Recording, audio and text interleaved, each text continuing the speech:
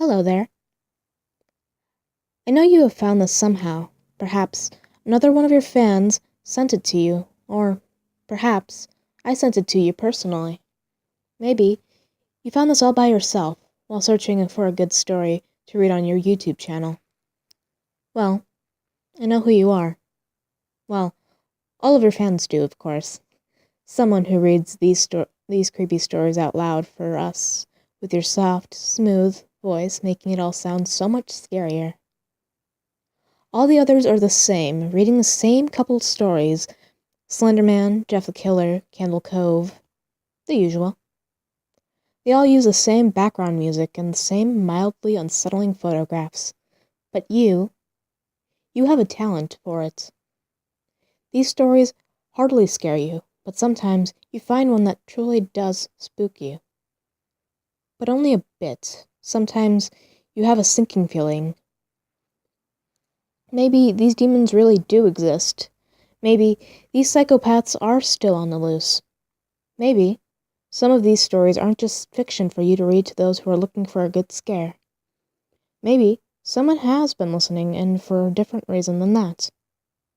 You've found one. You're doubting it now. I can tell. But by the end, you will read my story. I know it. I know you. I'm your biggest fan. Just like the others, I love these stories, but in a different way. They're listening in because they love to be scared. It gives them a rush. It makes their hearts jump up in their throats, makes them want to check their windows and hide under their blankets. I like them for a different reason. They give me inspiration. I get off on them. I'll bite the skin off of one of my fingers just to have the taste of blood in my mouth while I'm reading, to make it feel more authentic. But then, I found you. It's so much better having someone read it to you, don't you think? Especially with a voice as sweet as yours. I long for you to say my name. Sadly, that will never be a reality. I can't give you my name. I mean, I could, but where's the fun in that? You like creepypasta, don't you? That's why you started your little hobby. Let me make this more fun for you, or at least more fun for me. I'm not going to give out my name, my age, my gender, or anything to pinpoint just who I am. I'm just another among thousands of subscribers.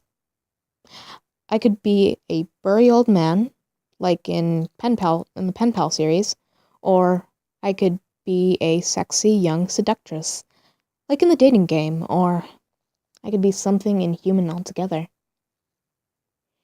If I told you I was a demon, you'd edit your pretty voice to sound like however you'd imagine I'd sound. I don't want that.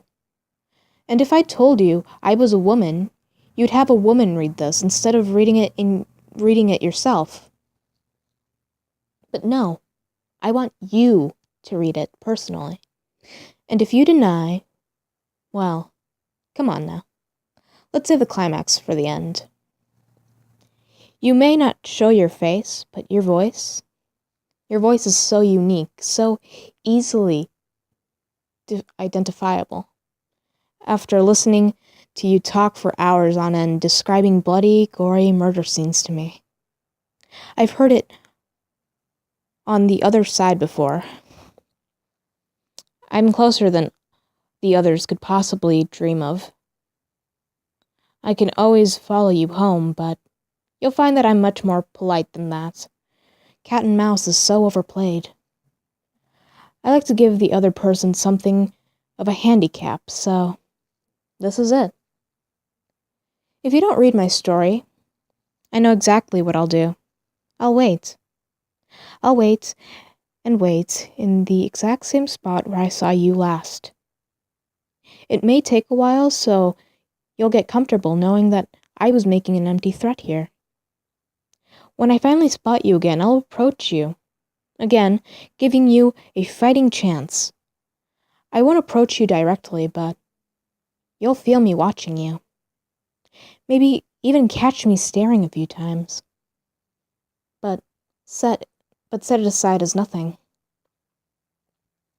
Before you can return to your car, I'll have already caught up to you. How I'll follow you home, well, that's a secret. I can't have you running away now. I might seriously hurt you if you do. You're too sweet for that, but even if you had become suspicious of my activity and related it back to my story, you'll never believe it's a reality. Creepypasta is made to keep you on edge, right? I just wrote this to spook you, and the following events are just coincidence, right? Once you go to sleep, late in the evening, I'll be inside of your house.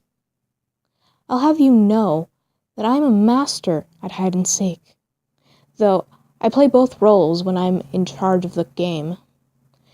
You'd like to think that you'd wake up before I get to you, or stay awake, so that I'll have to wait some more time, wouldn't you? I expect you to be an adequate prey, knowing how others survive these situations so well, but more often than not, the bad guy wins in the end. That's what these tales are about, of course. You're far too precious for me to be rough with you. You'll have nothing to worry about. I'll just come in and lay on top of you for a moment, admiring the sound of your breath, your scent, but I know I can't stay like this for long. I'll slide my needle into your arm. I can only expect the sting to wake you up, but I'll be there to help you get back to sleep, cupping your cheek and whispering to you. The medication will quickly send you back to sleep, and before you know it, you'll wake up again, bound to a chair. Not terribly tight. I don't want to hurt you, but enough to keep you down. Once you're lucid enough, I'll explain to you who I am. I'll even give you my name, so you can scream it at me as you beg me to let you go. Oh, won't that be thrilling for me? But at this point, I just can't let you free. You're here for a reason. I'll make you read for me. Again, I don't want to hurt you.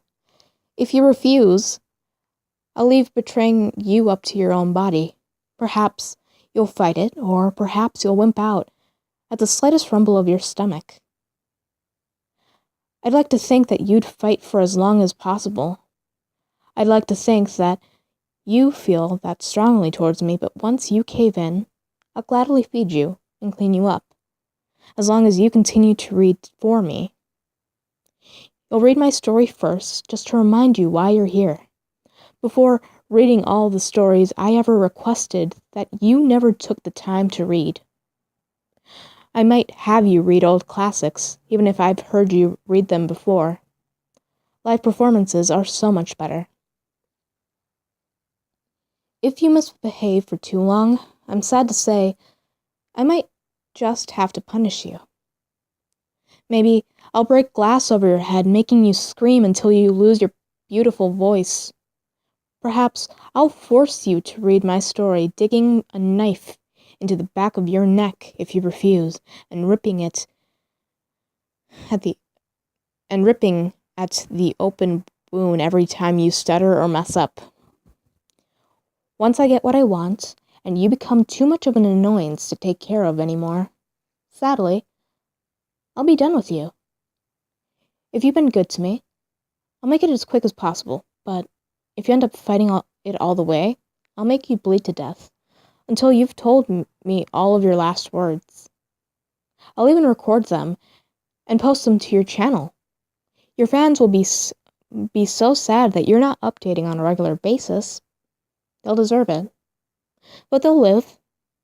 I have other creepypasta readers to listen to, and so will I. Now, repeat after me. I will do anything to make my fans happy.